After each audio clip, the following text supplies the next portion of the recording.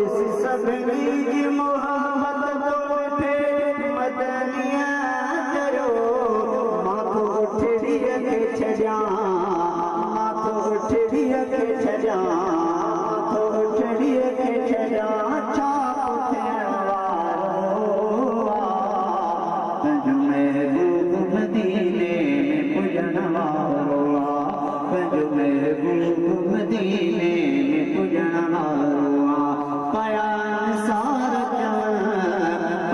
अंसार चवनि रबी अचण वारो पंहिंजो महबूब मदीने में पुॼण वारो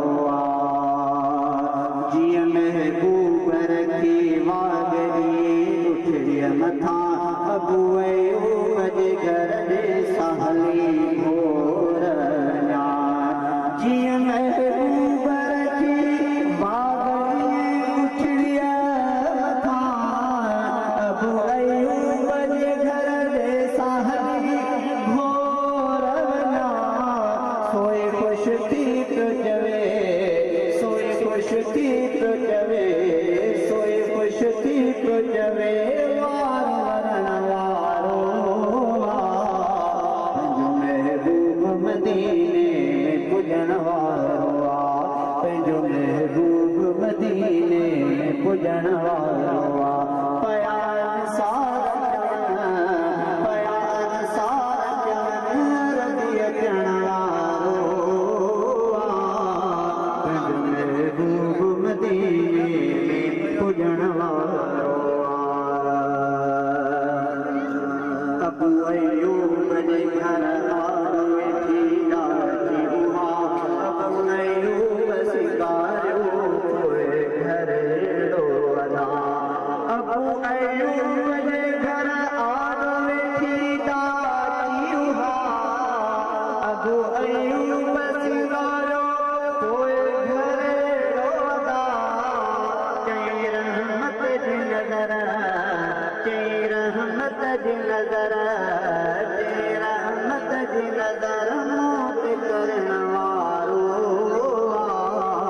पंहिंजो महबूब मदीने में पुॼण वारो पंहिंजो महबूब मदीने में पुॼण वारो पया अंसार चवनि रबी अचण वारो पंहिंजो महबूब मदीने में पुॼण वारो अबू अयूब ख़ुशीअ मां चयो शहज़ादा मूंखे अजमेर वठी आयो रण ते अबू अयूब ख़ुशीअ मां चयो शहज़ादा मूंखे अजमेर वठी आयो रण ते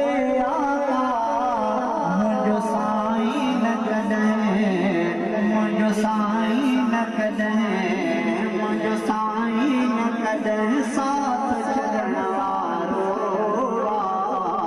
पंहिंजो महबूब मदीने में पुॼण वारो पंहिंजो महबूब मदीने में पुॼण वारो पया अंसार चवनि रबी अचण वारो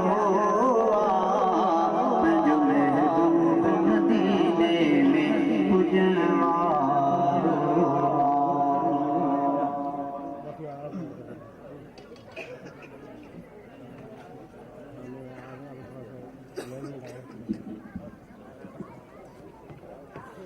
जोड़े जोड़ जहान जी जॾहिं जोड़ियाई खावंद ख़ास खल्के मुहम्मद मुकाई कलमू ते करीम ते चिटो चायाई अना मौला का अंत महबूबी ईअं ई उताई ॾुखी ॾिनाई ॿई सराहूं सैयद चवे सामीन खे गुज़ारिश आहे त सोफ़नि खां पोइ ते जेकी कुर्सियूं रखियलूं आहिनि उन में जिते अवल लाइन में कुर्सियूं आहिनि पहिरीं उनखे तव्हां भरियो त जीअं हिकिड़ो जलसे में तरीक़ेकार बहितर लॻे। असांजी महफ़िल में असांजे लाड़ पट जा अज़ीम आलिम दीन उस्तादुल उलमा हज़रत मौलाना मुफ्ती नज़ीर अहमद उमरानी साहब थाणे बुला खान जे असांजे हिन इज्तिमाही शादी जे पंडाल में असां सां शफ़ीक़ ऐं महिरबान थिया आहिनि। असां इंतिहाई संदन शुक्रगुज़ार आहियूं मुफ्ती साहब जी शख़्सियत सां। कोई शायदि 20-25 साल खां वठी मानूस आहियूं ऐं मुतारिफ़ आहियूं। माशाअल्लाह पाण इंतिहाई शफ़ीक़ महिरबान इंतिहाई मुरबी ऐं मुहसिन आहिनि ऐं इंतिहाई संदन शुक्रगुज़ार आहियां। जॾहिं बि असांजे सिजावत जे अङण ते हाज़िरी जो मौक़ो थियो आहे पाण इंतिहाई घणी शफ़क़त फरमायूं बावजूदु बे इंतिहा मसरूफ़ियतनि जे इंतिहाई शफ़क़त फरमाए असांखे चङी टाइम इनायत कंदा आहिनि। हिन दफ़े बि असां क़रीब में ई को एॾो अर्सो न थियो आहे त हाज़िरी ॾिनीसीं। पाण वरी आस पास जे ॻोठनि में वठी विया असांखे घुमायूं फिरायूं तमामु सुठे नमूने ऐं साईं जो शुक्रगुज़ार आहियां। असां ख़ुशि नसीब आहियूं जो असांखे अहिड़नि बुज़ुर्गनि जा साया नसीब थियल आहिनि जेके हक़ जा आलिम आहिनि ऐं उन्हनि वटि शफ़क़तनि जा भंडार आहिनि। हज़रत कासमी साहब मौलाना अब्दुल गफ़ूर कासमी रहमहुल्लाह ताला अलैह कंहिं तारीफ़ जा मोहताज न आहिनि। लाड़ पट छापर सिंध पूरे जग झर में तमामु वॾा मशहूरु आहिनि। पूरे आलम में जहान में तमामु वॾा साईं माशाअल्लाह साईं जूं ख़िदमतूं कंहिंखां ॾिठियूं कोन्हनि। मदरसा मस्जिदूं वाइज़ तकरीरूं नसीहतूं ख़ासि करे इंसान जी सभ खां वॾी ख़ूबी हक़ गोई सच चवणु बेडपा ऐं जोधा जवान हुया दिलेर दूल्हे ऐं तोदा हुया। हक़ीक़त में साईं जी गुफ़्तगू हक़ गोई असांजे हिन परे सगीर में ईअं सम्झो त रिकॉर्ड कयो आहे। कॾहिं कंहिंजी परवाह न कयूं हर कंहिंखे हर वक़्तु हक़ चई ॾिनऊं। इहा संदन अज़मत जी अलामत हुई।